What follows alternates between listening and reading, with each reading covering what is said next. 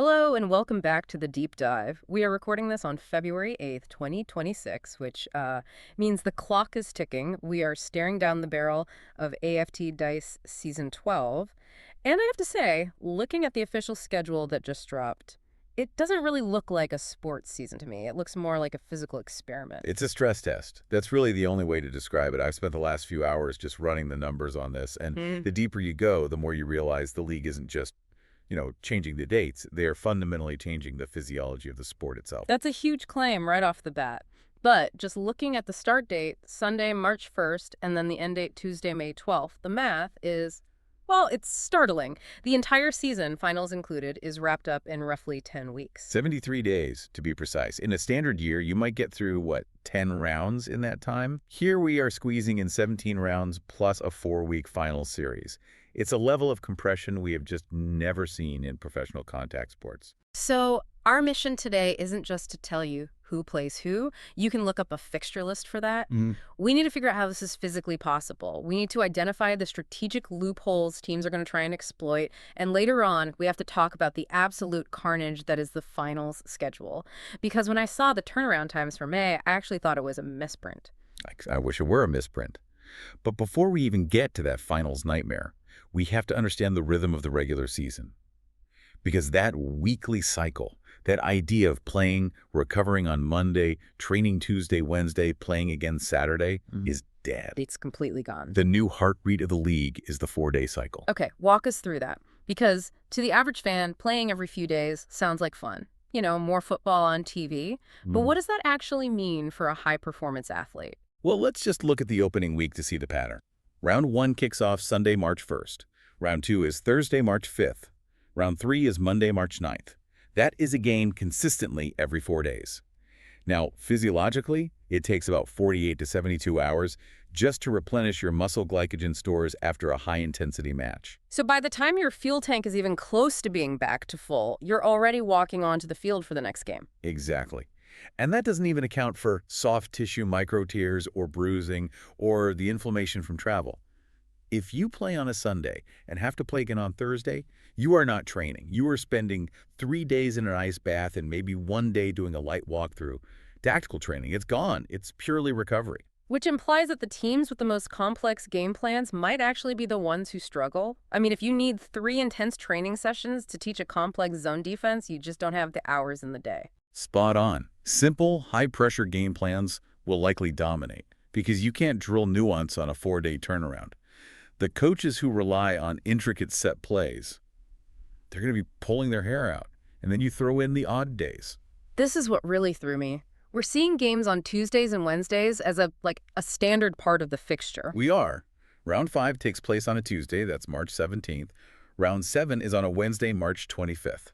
It really just destroys the whole concept of weekend sports, but it also creates this relentless feeling. If a team has a bad loss on a Sunday, usually they have to stew on it for a week. The media tears them apart. Here, you lose Sunday, you're playing Thursday. You don't have time to feel sorry for yourself. Or fix the problems. If your midfield structure is broken in round 1, you might not get a chance to properly fix it until maybe round 8. Yeah. You just cannot get the players on the training paddock at full speed. It becomes a war of attrition rather than a tactical evolution. Okay, so let's apply this lens to the start of the season. Chapter 1, the opening salvo. Rounds 1 through 5. It starts with a bang. Sunday, March 1st, you've got Fremantle hosting Collingwood at Optus Stadium. A massive fixture. And you've got that travel factor immediately for the Magpies. And the heat. March in Perth can still easily be 30 degrees Celsius. Playing high-intensity football in that heat, knowing you have to back it up 4 days later, that is a brutal initiation. If you cook yourself in round 1, you might not recover until round 3. And on that same day, we have the Sydney Swans and the Gold Coast Suns at the SCG. Now, usually you look at round 1 to see who's had a good preseason, but in this format, I'm looking at depth charts. You have to. You cannot play your best 22 for 5 games in 17 days. It's impossible. Yeah. So for the Swans and Suns, it's not about the stars. It's about players 25 through 30 on the list. The teams that are willing to rotate heavily in rounds 1 and 2, they might lose some points early, but they'll be the only ones still standing in round 5. Speaking of round 5, this is the date I circled in red immediately, Tuesday, March 17th. The Tuesday night experiment. It's the GWS Giants versus the Gold Coast Suns at Giants Stadium. Now, we have to pause here. Context is absolutely everything. We have to talk about history. Specifically, Season 11, the Grand Final, Metricon Stadium. The Suns holding up the cup on their home deck, defeating the Giants. That wound is still incredibly fresh for GWS. Exactly. The narrative writes itself. The Suns took the flag, the Giants want revenge. But think about the timing. It's March 17th. We are only 17 days into the new season. And they've already played 4 games by then. Right. Usually a grand final rematch happens months later, or it's hyped as this huge Friday night blockbuster. Here, it's a Tuesday night. Both teams are likely exhausted. It feels like a fever dream. It does, but think about the psychology of it. If the Giants have been stewing on that loss at Metricon for the entire offseason, they might come out with an intensity that just overrides the fatigue. But is that dangerous? Incredibly. If you redline your physical capacity in round 5 just for revenge, you might win the battle but lose the war. If the Giants pick up 3 hamstring injuries because they pushed too hard on a Tuesday night in March, was it worth it? That's the calculation. And for the Suns, they're the defending champions. They have the target on their back. Playing away at Giant Stadium on a short turnaround is a massive test of their maturity. It is. And honestly, if the Suns can go to Giant Stadium and win again under these conditions, that sends a terrifying message to the rest of the league. And there's another game that same Tuesday, round 5, that feels almost sacrilegious to traditionalists. West Coast Eagles versus Fremantle. Yeah. A derby on a Tuesday. It's bizarre. A Western derby is usually the centerpiece of a weekend. The buildup lasts all week. Here, the buildup will be, 24 hours? But strategically for the WA teams, this is gold, isn't it? Oh, it's a huge advantage.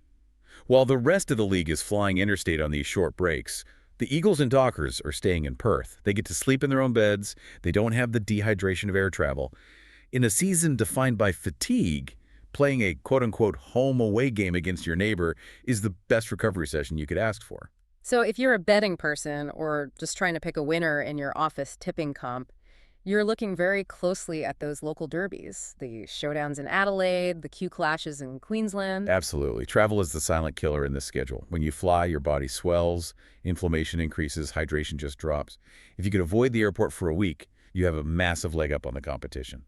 Which brings us to the middle block of the season, the mid-season grind, rounds 6 through 12. So this is late March into April. This is where the novelty wears off. The adrenaline of the start is gone, and that cumulative fatigue really sets in. The new toy feeling of the schedule disappears, and it just becomes a grind. I was looking at the venues here. It feels like a logistics puzzle. It is. Let's look at the Gold Coast Suns again, since they have such an interesting run here. Round 6, Saturday, March 21st, they host Collingwood at Metricon. Big game. Huge commercial game for them. Then round 9, Thursday, April 2nd, they host Melbourne at Metricon. But then watch the pivot. Round 10, Monday, April 6th. 4 days later, they play the Brisbane Lions at the Gabba. The Q clash on a Monday night. So they have a run of home game, then a bus ride up the highway for the Derby. They barely leave southeast Queensland for 2 whole weeks. Compare that to a team like Fremantle or West Coast, who might have to cross the Nullarbor twice in that same period. That disparity is huge. It almost feels unfair. Fairness is out the window in Season 12. It's about survival. You take every single advantage you can get. If you get a block of home games, you have to win them. And that survival instinct is going to be tested around round 12, Tuesday, April 14th. You called this the hump in your notes. Yeah. In exercise physiology, you see a spike in cortisol, that's the stress hormone, after about 6 weeks of chronic load. We are hitting that mark right here. This is the danger zone. So this is where the wheels fall off. This is where immune systems crash. This is where players get the flu because their bodies are just run down. This is where a tight calf suddenly becomes a grade 2 tear. So if you see a star player mysteriously listed as managed or illness around mid-April, that's not a coincidence. That is literally their body shutting down. Precisely. And the teams that recognize this coming and rest their stars before they break will be the smart ones. You might see teams fielding essentially a B team in round 11 just to ensure they can field a team at all in round 13. That leads us right into the run home, rounds 13 to 17. We're in May now. The finish line is visible. But the desperation is peaking. Teams are just scrambling for position. Let's look at the final day of the regular season, round 17, Monday, May 4th. Just pause on that. The regular season ends on a Monday. And we have huge games scheduled. Collingwood versus GWS Giants at the MCG. Gold Coast Suns versus Adelaide Crows at Metricon. These could be playing for top spot. But here is the massive strategic elephant in the room. Oh, I know exactly where you go. Round 17 is Monday, May 4th. The first week of finals starts Wednesday, May 6th. It is a 48-hour gap. That breaks the game, doesn't it? If I am the Collingwood coach and I've locked up, say, third spot on the ladder, I can't improve my position and I can't drop out of the top 4, do I play anyone of value on that Monday? Absolutely not. You'd be negligent if you did.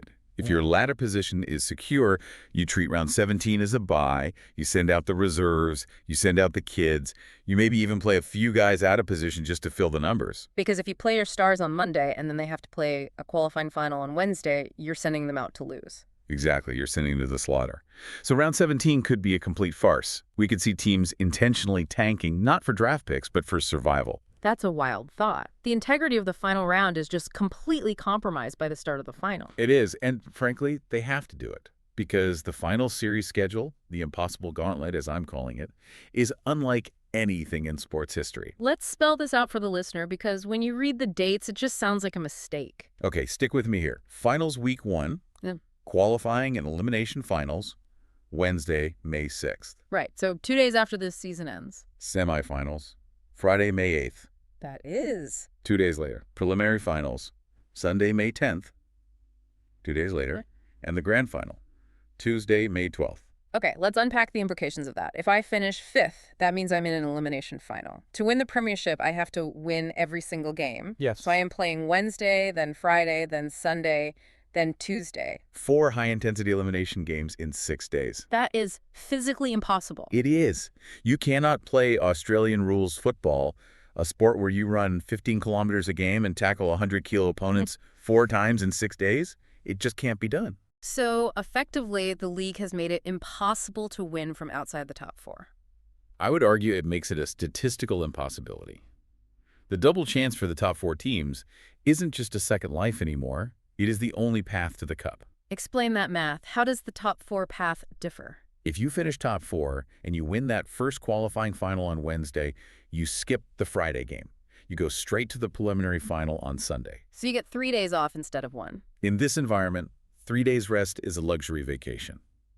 A team playing on Sunday after resting since Wednesday is going to obliterate a team that had to play on Friday. The physical discrepancy will be enormous.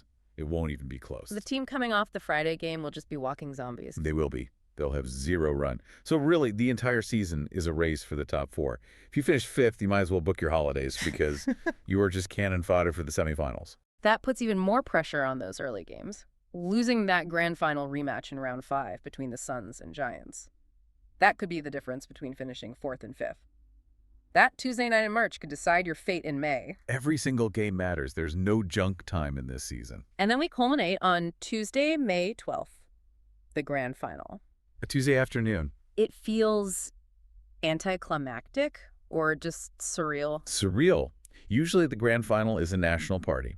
It's a Saturday afternoon, BBQ, beers. This is a Tuesday. People will be at work, sneaking glances at their phones. And what about the quality of the game itself? What? We all want a high-flying, fast-paced grand final spectacle.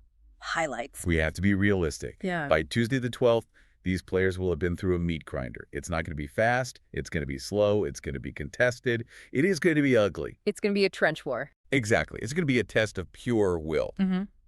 And medical science. We sort of joked about it at the start, but I'm being serious now.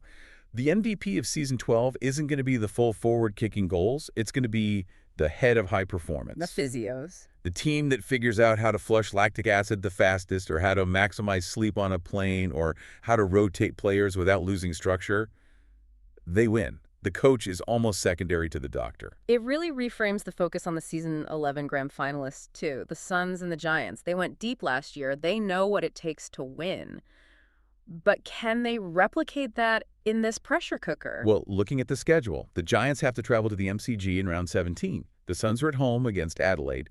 Maybe that tiny travel factor at the very end of the season makes all the difference. If the Suns get to stay home for the last round and the Giants have to travel, that saves energy. Energy is the currency of Season 12. It is the only currency. It really does strip the romance out of the sport and just replaces it with pure logistics. But you know that there's a certain fascination in watching that, too.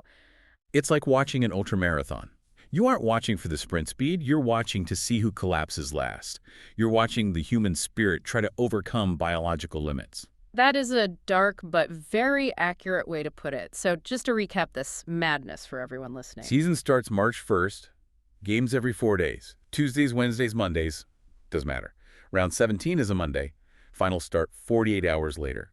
And the survivor lifts the cup on a Tuesday, May 12th. It is going to be the most chaotic 10 weeks in the history of the sport. And we're less than a month away. I don't know whether to be excited or worried for the players' safety, but I know I'm going to watch every minute of it. Oh, absolutely. You can't look away from a car crash, and you can't look away from the schedule.